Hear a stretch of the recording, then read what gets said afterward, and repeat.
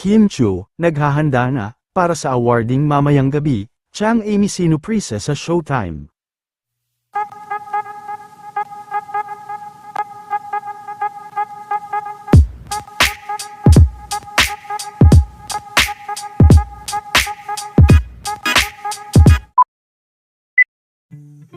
Bago ang gaganapin na awarding ngayon ng Content Asia Awards sa Taiwan, ay hindi pa rin nga nakalimot si Kim, at maaga pa lang din kanina, ay nagjogging na ito sa Taiwan.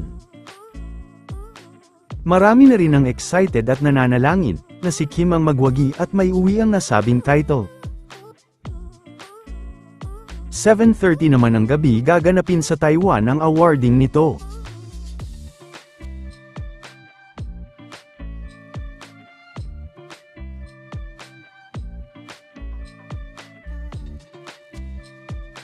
Samantala, masayang-masaya naman si Tiyang Ami Castillo, sa inihandang pa-birthday surprise sa kanya ng Showtime family.